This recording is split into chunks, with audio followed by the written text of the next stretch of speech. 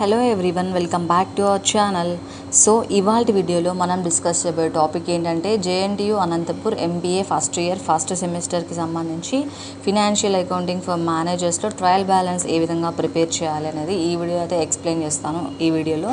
So and ఈ టాపికే కాకుండా remaining blogs కూడా నెక్స్ట్ వీడియోలో చేయడం జరుగుతుంది. సో తప్పకుండా మన ఛానల్ని ఫస్ట్ టైం విజిట్ అయినట్టు ఉంటే సబ్స్క్రైబ్ చేసుకోండి. అండ్ సో ఈ వీడియో నచ్చితే లైక్ చేయండి, షేర్ చేయండి. సో అండ్ అనంతపూర్కి సంబంధించి like MBA first year first semester వాళ్ళకే కాదు, అండ్ డిగ్రీలో బీకామ్ కంప్యూటర్స్ వాళ్ళకి అండ్ సో రిమైనింగ్ వాళ్ళకి లైక్ యూస్ఫుల్గా ఉన్నట్టయితే వాళ్ళు కూడా మన ఛానల్ని ఫాలో అవ్వచ్చు, వాళ్ళు కూడా యూస్ఫుల్గా ఉంటుంది. సో ఓకేనా. సో క్లియర్ ఎక్స్ప్లెనేషన్ అయితే ఉంటుంది కంపల్సరీ. సో ఇక లేట్ చేయకుండా let's get into our video.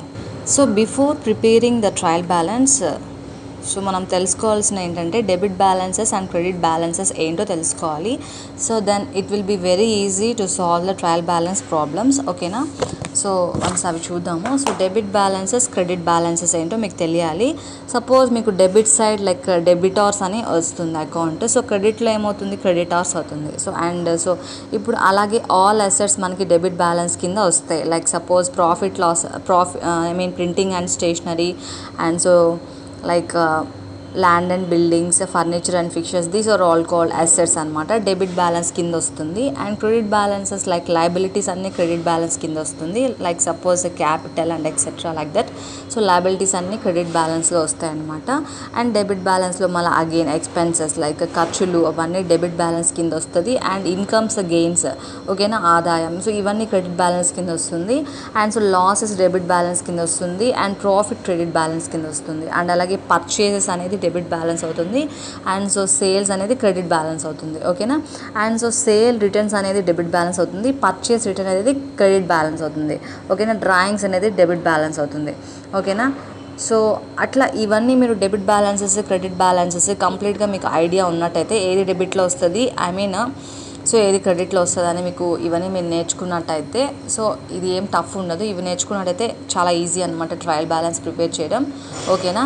So ఇప్పుడు ట్రయల్ బ్యాలెన్స్ ఒక ప్రాబ్లం అయితే మీకు ఎక్స్ప్లెయిన్ చేసి చూపిస్తాను. సో ఏ విధంగా మనము సాల్వ్ చేయాలి, ఆన్సర్ ఏ విధంగా టాలీ అవుతుంది అనేది ఎలా సాల్వ్ చేయాలని చూద్దాము. ఓకేనా.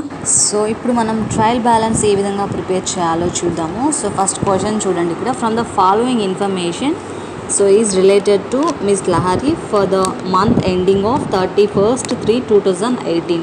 So you are required to prepare a trial balance. So ఇక్కడ ఇది question and so particulars amount rupees. So ఇది క్వశ్చన్. సో ఫస్ట్ మనం ఆన్సర్స్ ఎలా సాల్వ్ చేయాలంటే ఫస్ట్ ఆఫ్ ఆల్ దీనికి ప్రొఫార్మా వచ్చేసి particulars debit amount rupees and credit amount rupees. So ఇది proforma అన్నమాట. సో ట్రయల్ బ్యాలెన్స్కి. సో ఇక్కడ క్వశ్చన్ చూడండి. సో మనం ట్రయల్ బ్యాలెన్స్ ప్రిపేర్ చేస్తున్నాము miss Lahari. So at the month ending of 31/3/2018. So ఇక్కడ మనము so trial balance of miss Lahari so end of 31/3/2018 అని రాసుకొని సో ప్రొఫార్మా ఈ విధంగా అయితే particulars debit amount credit amount అని వేసుకోవాలన్నమాట. సో దెన్ నేను ఆల్రెడీ మీకు ఎక్స్ప్లెయిన్ చేశాను. డెబిట్ బ్యాలెన్స్ క్రెడిట్ బ్యాలెన్సెస్ మీరైతే పర్ఫెక్ట్గా తెలియాలి, నేర్చుకొని ఉండాలి. సో అండ్ ఇప్పుడు చెప్తున్నాను చూడండి. ఫస్ట్ చూడండి ఇక్కడ సన్రీ డేటార్స్ 32,000 అమౌంట్. సో సన్రీ డేటార్స్ సో ఇది డెబిట్ సైడ్, ఇది అసెట్. సో ఇది డెబిట్ సైడ్ వస్తుంది అనమాట. ఓకేనా. సో డెబిట్ బ్యాలెన్స్ కింద వస్తుంది. సో సన్రీ డేటార్స్ సో ఇక్కడ వేసుకొని సో డెబిట్ సైడ్ అమౌంట్ 32,000 వేసుకోవాలి. ఓకేనా. And stock so 1/4/2017. So that is అది ఓపెనింగ్ స్టాక్ అవుతుంది. 20 ఓపెనింగ్ స్టాక్. సో ఇది కూడా అసెట్ అంటే డెబిట్ సైడ్ వస్తుంది అనమాట. సో అమౌంట్ వచ్చేసి 22,000. సో ఓకేనా. సో ఇక్కడ ఓపెనింగ్ స్టాక్ వేసుకొని డెబిట్ అమౌంట్ 22,000 వేసుకోవాలి. ఓకేనా. సో అండ్ అలాగే cash in hand. So cash in hand అనేది కూడా సో ఇది అసెట్ లైక్ డెబిట్ కింద వస్తుంది. And cash at bank. So and plant and machinery, I already told you that plant and machinery, furniture and fixture, so land and buildings, these are all called assets. Okay. So ఇది కూడా debit side కాబట్టి debit side amount ఎంతైతే ఇచ్చున్నారో so ఇక్కడ క్వశ్చన్లో చూసుకోండి. So ఇక్కడ ఎంతైతే amounts ఇచ్చున్నారో each దానికి సో అంత ఇక్కడైతే మీరు వేసుకోవాలన్నమాట. అండ్ సన్రీ క్రెడిటార్స్ సో ఇది ఏమవుతుంది, క్రెడిటార్ అవుతుంది. సో క్రెడిట్ సైడ్ మనం అమౌంట్ వేసుకోవాలి. And trade expenses so expenses ఖర్చులన్నీ కూడా మనకి డెబిట్ బ్యాలెన్స్ కింద ట్రీట్ చేస్తాం. సో డెబిట్ బ్యాలెన్స్ కింద మనము 1075 రూపీస్ ఇక్కడ అమౌంట్ అయితే వేసుకున్నాం. అండ్ సేల్స్ అనేవి ఏమవుతుంది, ఎప్పుడైనా సేల్స్ అంటే క్రెడిట్ కిందకే వస్తాయి అన్నమాట. సో క్రెడిట్ అమౌంట్ కింద వేసుకోవాలి. And salaries debit. So and carriage outwards. So ఇక్కడ చూడండి firstly, so carriage inwards and carriage outwards.